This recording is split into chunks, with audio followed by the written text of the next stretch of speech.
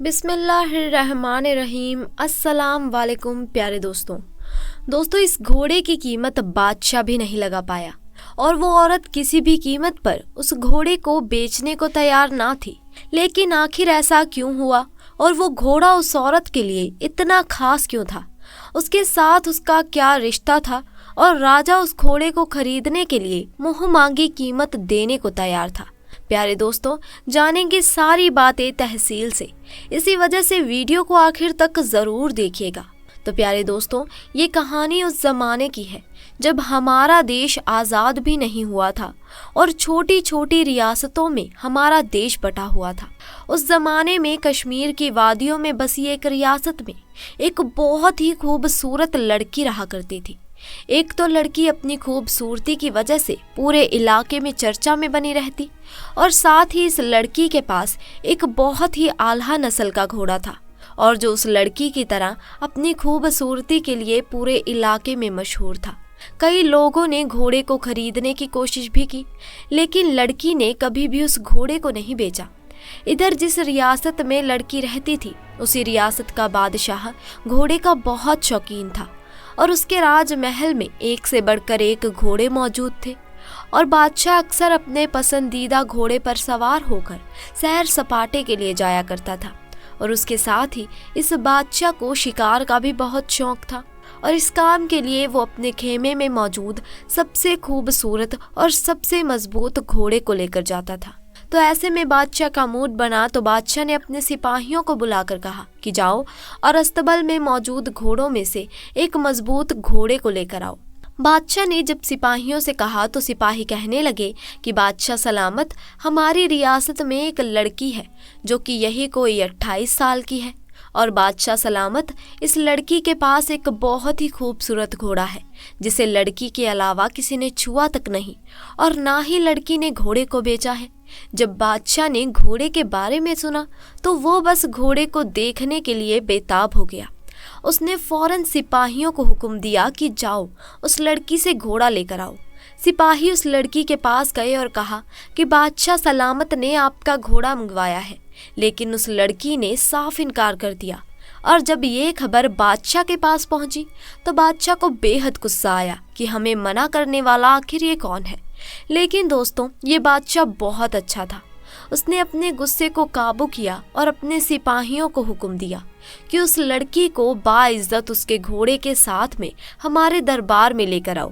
جب سپاہیوں نے اس لڑکی سے جا کر کہا کہ بادشاہ نے آپ کو آپ کے گھوڑے کے ساتھ بلوایا ہے، تو ایسے میں لڑکی مان گئی اور لڑکی دربار میں اپنے گھوڑے کے ساتھ پہنچ گئی۔ لیکن لڑکی نے یہ بات پہلے سے ہی ٹھان لی تھی کہ چاہے کچھ بھی کیوں نہ ہو جائے، لیکن میں اپنا گھوڑا کسی بھی حالت میں بادشاہ کو نہیں دوں گی۔ اور بادشاہ نے جیسے ہی گھوڑے کو دیکھا تو وہ اس کا دیوانہ ہو گیا اور وہ اس کی منہ مانگی قیمت دینے کے لیے بھی تیار ہو گیا۔ لیکن لڑکی نے کہا کہ اگر آپ اپنی پوری ریاست بھی مجھے دیں گے تو بھی اس گھوڑے کی قیمت کے مقابلے نہیں ہو سکتی۔ میں اس گھوڑے کو کسی بھی قیمت پر بیچنے کے لیے تیار نہیں ہوں۔ تو اس پر بادشاہ نے پوچھا کہ آخر اس گھوڑے میں ایسا کیا ہے؟ تو لڑکی نے کہا کہ بس یہ میرا پسندیدہ گھوڑا ہے۔ لڑکی نے کہا ہاں، آپ چاہیں تو اس گھوڑے کی سواری کر سکتے ہیں۔ بادشاہ نے سوچا کہ چلو ایک بار ہی صحیح، گھوڑے کی سواری ہی کر لیتا ہوں۔ تو پھر بادشاہ نے جب اس گھوڑے کی سواری کی تو وہ اس کی دوڑ اور پھرتی کا دیوانہ ہو گیا اور وہ لڑکی کو منہ مانگی قیمت دینے کے لیے پھر سے تیار ہو گیا۔ لیکن لڑکی نے پھر بھی اس بار منع کر دیا اور اس کا جواب نہ ہی تھا۔ تو بادشاہ نے کہا کہ ٹھیک ہے، تمہاری مرضی، مت بیچو۔ لیکن بادشاہ کہنے لگا اچھا تو تم شکار کے لیے آج اپنا گھوڑا ہمیں دے سکتی ہو۔ تو لڑکی سوچ میں پڑ گئی، پھر اس نے سوچا چلو میں گھوڑا ہی دے دیتی ہوں۔ لیکن لڑکی نے کہا کہ میری ایک شرط ہے، جب آپ گاؤں میں صحیح سلامت واپس آئیں گے تو اس گھوڑے کو ریاست کے شاہی ہونے کا حکم دیں گے۔ لڑکی کی بات سن کر بادشاہ بھی تیار ہو گیا اور اب وہ اس گھوڑے کے اوپر شکار کے لیے بالکل تیار تھا۔ بادشاہ اس دن بہت ہی زیادہ خوش تھا۔ اگلے دن جب بادشاہ جانے لگا تو بادشاہ کے پیچھے کچھ سپاہی بھی نکلے۔ جب بادشاہ شکار کی جگہ پر پہنچا تو اس نے گھوڑے کو روکنے کی کوشش کی، لیکن پوری کوشش کرنے کے باوجود گھوڑا نہیں رکا اور گھوڑا ہوا سے باتیں کرتا ہوا اور اپنی پوری رفتار سے آگے بڑھ رہا تھا۔ बादशाह के पीछे चल रहे सिपाही घबरा गए और सोच में पड़ गए कि आज से पहले तो बादशाह सलामत इससे आगे तो कभी नहीं गए थे, तो आखिर अब इस इलाके में कहाँ जा रहे हैं। फिर वो बादशाह के पीछे चलते हैं।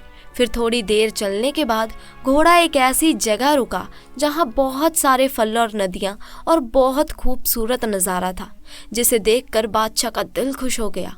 उसे वहाँ बहुत अच्छा सुकून मिल रहा था। उसे ऐसा लग रहा था कि इससे अच्छी ज़िंदगी कहीं नहीं हो सकती, क्योंकि दोस्तों वहाँ का जो माहौल था वो बहुत ही ज़्यादा सुंदर और शांत था, जिसे देखकर मन और दिमाग अपने आप ही शांत हो जाता था। और वहाँ बादशाह की पसंद के जानवर भी शिकार के लिए मौजूद थे, जिसे देखकर बादशाह और भी ज़्यादा खुश हो गए। और बादशाह ने सोचा कि ये घोड़ा तो बहुत ही समझदार है, मैंने आज से पहले इससे ज़्यादा खूबसूरत जगह कहीं नहीं देखी थी।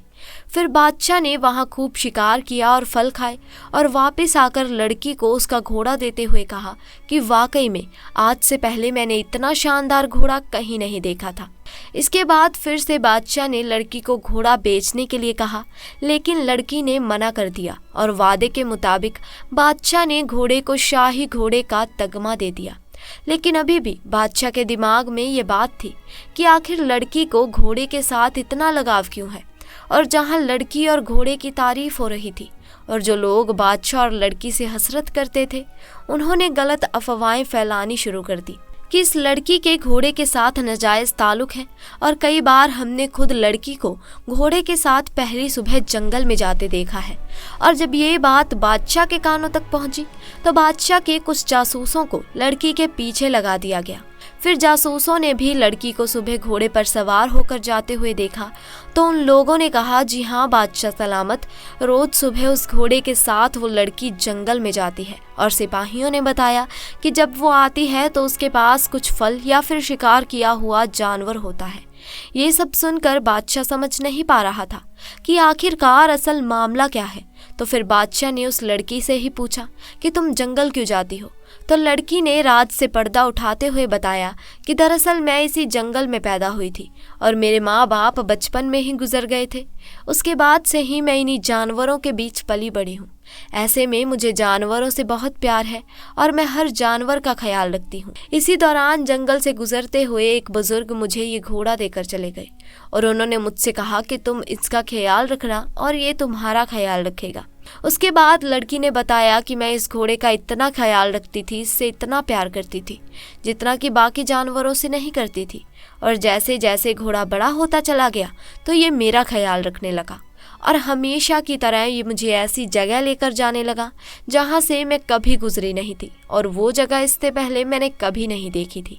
और वहीं से मैं फलों की टोकरी या शिकार किया हुआ जानवर लेकर आती हूँ और उसको बेचकर अपना गुजारा करती हूँ।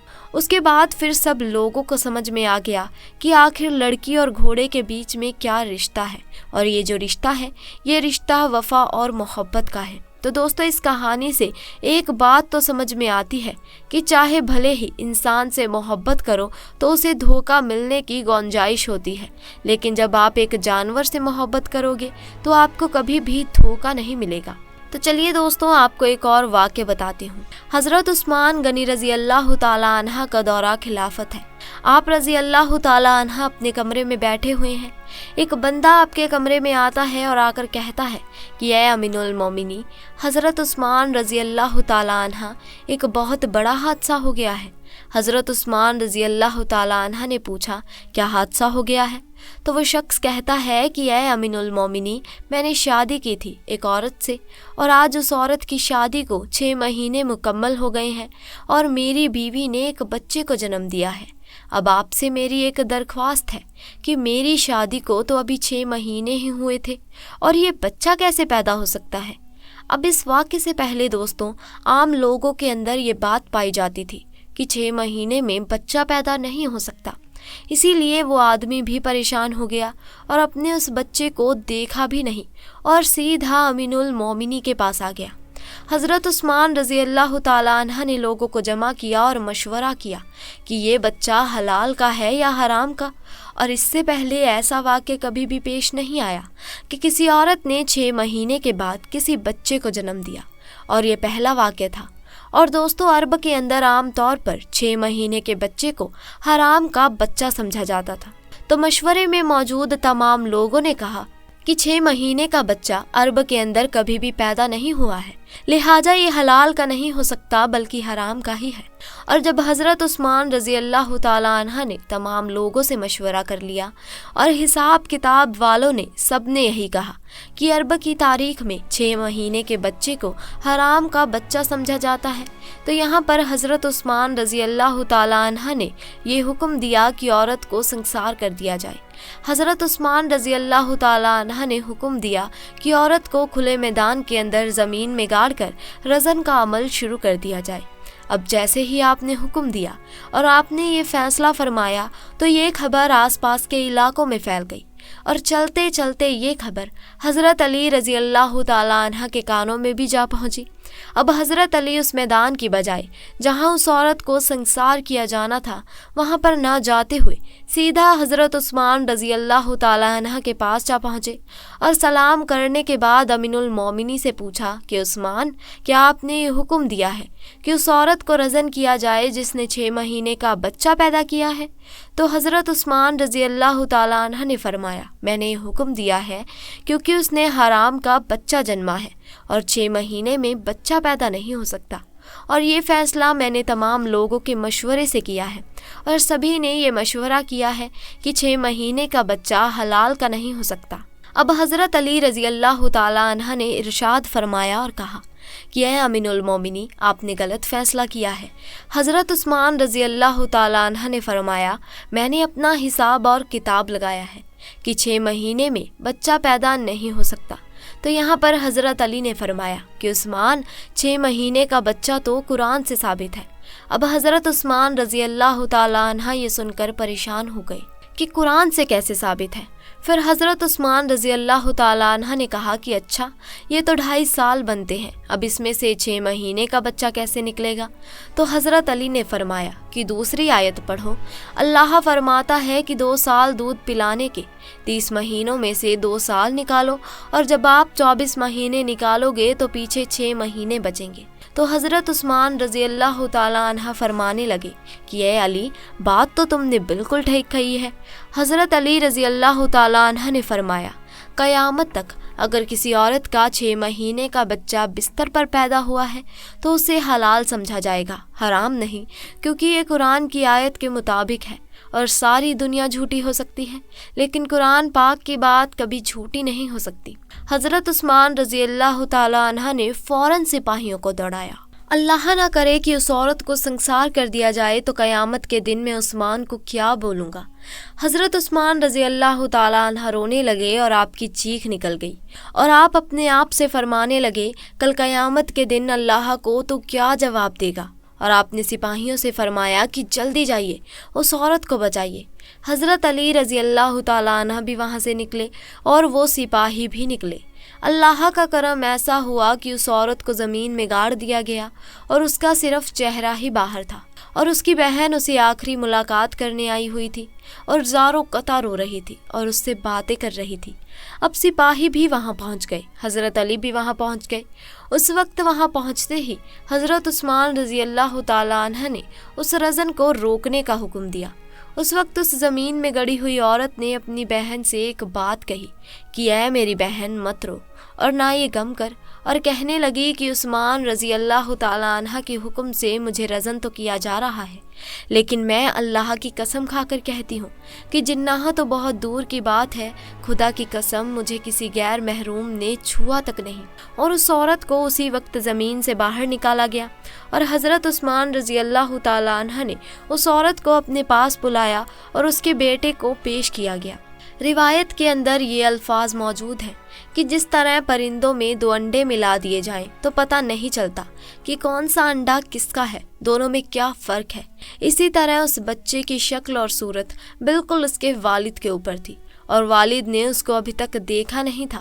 والد نے جب دیکھا اور کہا کہ اللہ کی قسم یہ تو میرا ہی بیٹا ہے، تو میرے پیارے عزیز دوستوں، یہاں پر ایک بات تو معلوم ہو گئی کہ جو 6 مہینے میں بچہ پیدا ہوتا ہے اسے حلال کا سمجھا جائے گا، کیونکہ قرآن پاک میں یہ فیصلہ موجود ہے۔ اور ساری دنیا جھوٹی ہو سکتی ہے لیکن قرآن پاک کی بات کبھی بھی جھوٹی نہیں ہو سکتی۔ تو دوستوں، آج کے لیے بس اتنا ہی۔ امید کرتے ہیں کہ آپ کو ہمارے آج کے اس واقعے سے کچھ نہ کچھ نیا ضرور سیکھنے کو ملا ہوگا۔ تو دوستوں، اگر واقعہ پسند آیا ہو تو ویڈیو کو لائک کریں، شیئر کریں اور چینل کو سبسکرائب کریں۔ انشاءاللہ جلد ملاقات ہوگی ایسے ہی نئے اور دلچسپ واقعوں کے ساتھ۔ تب تک کے لیے اللہ حافظ۔